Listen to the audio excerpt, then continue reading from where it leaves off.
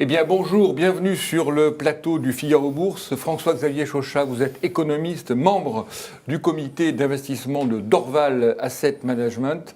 Christian Parizeau, vous êtes chef économiste chez Aurel BGC. Alors depuis la rentrée du mois de septembre, on est pratiquement à la mi-octobre, on a l'impression que le marché est assez hésitant, à défaut d'informations un petit peu fortes et solides sur les entreprises.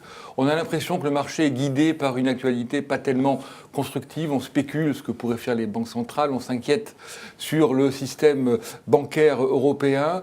Finalement, justement, pour avoir un regard plus constructif sur le marché, qu'est-ce qu'il faut regarder aujourd'hui en bourse? Qu'est-ce qui compte finalement sur le marché?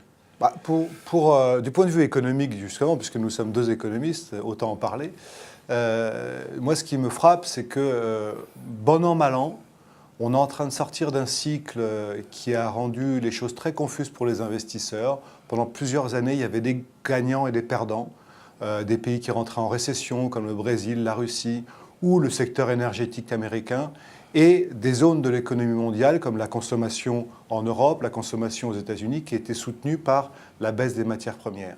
Or, la grande nouvelle de 2016, c'est la fin de la baisse des matières premières, la stabilisation des pays émergents et une espèce de resynchronisation de l'économie mondiale. On n'a pas une région qui s'écroule et une qui va mieux. Et je pense que ça, c'est ce que je retiens des derniers chiffres économiques. On a, bon an, mal an, une reprise très lente, très graduelle, mais synchronisée de l'économie mondiale. Et ça, je crois que c'est très positif pour les bourses. Derrière l'impression de confusion, on a quelque chose qui se reconstruit. Exact. Oui, mais avec un manque de certitude. C'est ça le problème dans le scénario. Non, le vrai débat de fond aujourd'hui qui bloque, à mon avis, beaucoup d'arbitrage, parce que si on dit que c'est la reprise, que c'est le redémarrage de l'économie mondiale, vendez vos obligations, achetez les actions, achetez des valeurs cycliques, achetez des valeurs qui peuvent profiter de la croissance économique mondiale, et les investisseurs sont bloqués. Alors pourquoi ils sont bloqués? Parce qu'il y a quand même un scénario aujourd'hui qui est très débattu au sein des économistes, c'est est-ce qu'on n'est pas sur une reprise, mais avec une croissance qui va rester durablement faible. Et on ne dit pas du tout la même chose en termes de scénario. Si je vous dis qu'on va rester sur 10 années de croissance molle mondiale, je ne vous parle même pas que de la France, mais au niveau mondial, avec des taux ultra bas, mais qui finalement ne relancent pas l'économie, ou si je vous fais un scénario, c'est juste un redémarrage peut-être poussif, mais on va vers un nouveau cycle de croissance très fort. Et là, dans ce cas-là, les banques centrales renormaliseront leur politique monétaire, et là, il y a beaucoup de choses à jouer parce qu'on va rejouer un cycle de croissance. Mais vous voyez qu'il y a quand même deux scénarios qui sont aujourd'hui très proches parce qu'on n'a pas beaucoup d'indicateurs, on a juste l'aspect, c'est pas dramatique, c'est pas la fin du monde, on est sur une croissance molle, mais il y a encore beaucoup de divergences entre ces deux scénarios extrêmes et on voit que d'un scénario à l'autre, on n'est pas du tout dans la même allocation d'actifs, on n'est pas du tout dans les mêmes arbitrages, on n'est pas du tout dans les mêmes niveaux de taux d'intérêt ou de valorisation de marché action. Et c'est ce qui bloque, parce qu'aujourd'hui, on a tous des croyances, on a tous des convictions, mais c'est des convictions. Mais dans les chiffres aujourd'hui, tranchés entre une stagnation séculaire ou un redémarrage classique de l'économie mondiale, pour l'instant, c'est très difficile de trancher.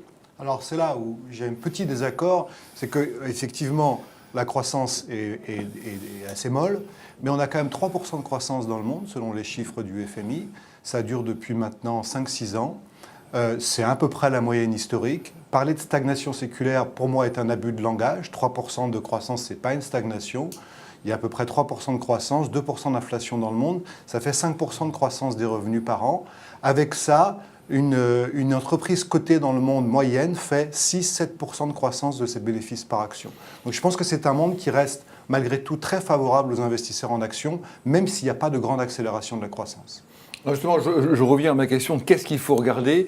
On va arriver la semaine prochaine, on va voir les premières publications de résultats avec Alcoa, le 11. Finalement, est-ce que ce n'est pas là-dessus qu'on a intérêt à se focaliser, peut-être à trouver des bonnes nouvelles et des choses un peu claires? Oui, de ce point de vue-là, on va tester des thèmes.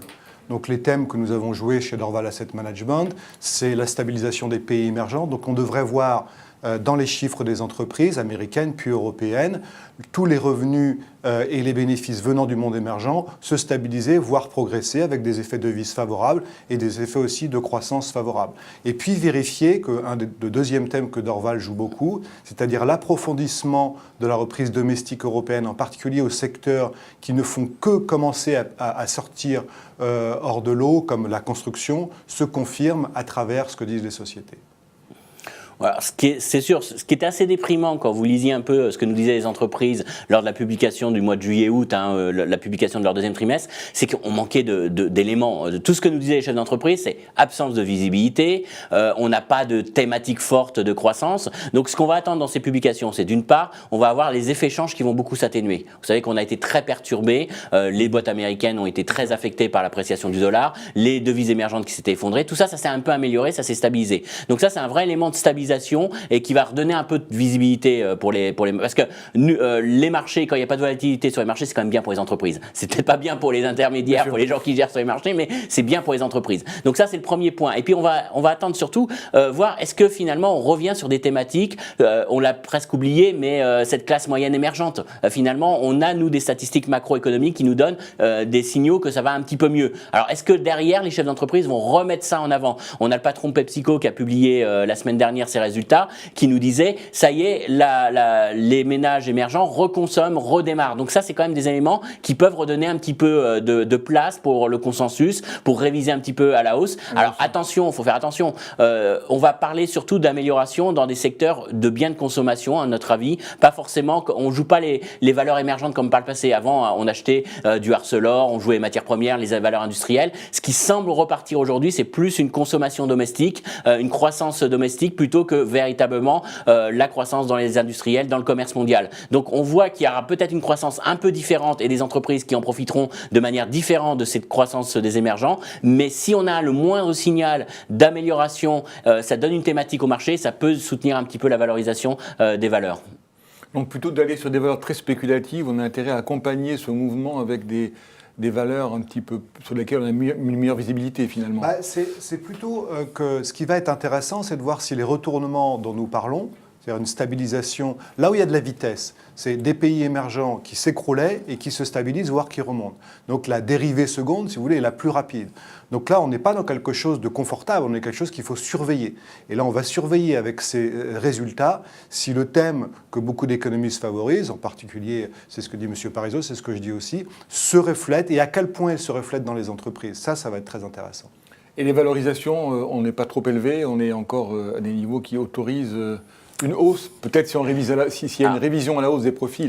C'est toujours le problème, c'est-à-dire qu'il y a une grosse défiance aujourd'hui des investisseurs parce que cette année, comme il y a trois précédentes années, on commence, alors si je vous prends 2017, on commence sur une projection de croissance des bénéfices par action de 13%. Alors je me moque du chiffre, en Europe, je parle de l'Europe, de 13%, peu importe le niveau du chiffre, mais surtout c'est qu'on révise tout le temps à la baisse. Et là, on finit, c'est tous les ans, on commence très haut, on finit à la baisse. Donc aujourd'hui, il y a une certaine défiance parce que si vous prenez aujourd'hui la valorisation 2017, parce que 2017 c'est un peu le passé maintenant, si vous regardez à un an, vous dites la bourse n'est pas extrêmement chère, elle n'est pas bon marché, mais elle n'est pas extrêmement chère. Le seul problème, la première réflexe que vont vous dire beaucoup d'investisseurs, elle n'est pas chère avec ce qu'on anticipe sur 2017. Or, est-ce que le consensus ne va pas être révisé à la baisse au fil de l'eau? Et ce qui fait très mal aujourd'hui dans les investisseurs, c'est que vous avez encore l'OCDE, le FMI, tout le monde révise à la baisse 2017. Donc ça ne crédibilise pas ce scénario-là. Donc ce qu'il faut, c'est véritablement aujourd'hui qu'on ait une visibilité, alors soit par le discours des entreprises, soit nous au niveau des économistes, qu'on dise ça y est, on a intégré quand même l'essentiel de la révision à la baisse, on a peut-être même un peu de marge pour commencer à avoir un scénario un peu plus positif sur 2017, et après, je ne sais pas si on fera 13%, mais peu importe ce chiffre, mais après, on pourrait casser l'image qu'on va réviser à la baisse. Et à ce moment-là, ça donne un peu un appel d'air au marché en disant, le marché n'est pas cher, dans le sens qu'on est enfin sur des perspectives peut-être de révision à la hausse. Mais ce qui manque, je pense, c'est l'aspect psychologique, c'est-à-dire qu'aujourd'hui, le marché n'est pas excessivement cher, mais psychologiquement, on n'y croit pas. Donc, il faut vraiment qu'on ait une perception de l'économie mondiale, de la croissance mondiale, pour se dire le pire est déjà intégré et là on va enfin vers des bonnes nouvelles. Ce qui est difficile aujourd'hui à voir comme scénario, c'est plus de la croyance, mais au regard des dernières statistiques, c'est encore trop volatile pour qu'on ait véritablement quelque chose de stable comme ça. Alors nous, chez Dorval Asset Management, nous voyons les choses un petit peu différemment parce qu'on ne regarde pas du tout le message des indices. C'est-à-dire que très souvent, les analystes regardent le bénéfice par action des indices, de l'euro 50, du CAC 40, etc. On ne regarde pas ça. Nous regardons vraiment une entreprise moyenne, mondiale ou en Europe. Aujourd'hui, 45% des sociétés cotées dans le monde ont une croissance des bénéfices à 2 chiffres. D'accord ? Donc c'est-à-dire qu'il y a suffisamment de croissance dans le monde, pas suffisamment pour faire s'écrouler le chômage en France, etc., mais suffisamment pour que énormément d'entreprises cotées bénéficient d'une économie mondiale qui ne va pas si mal. C'est de la croissance et puis de l'ajustement. Hein. On voit qu'elles travaillent pour bien sûr, il y a les deux. Il y a absolument les deux. Les entreprises restent extrêmement serrées. De toute façon, les sociétés cotées restent un des meilleurs instruments qu'on puisse trouver pour capter la croissance économique mondiale, même si elle n'est pas extrêmement forte. Bien, mais écoutez, je vous remercie et à très bientôt sur le plateau du Figaro Bourse. Merci et au revoir. Merci.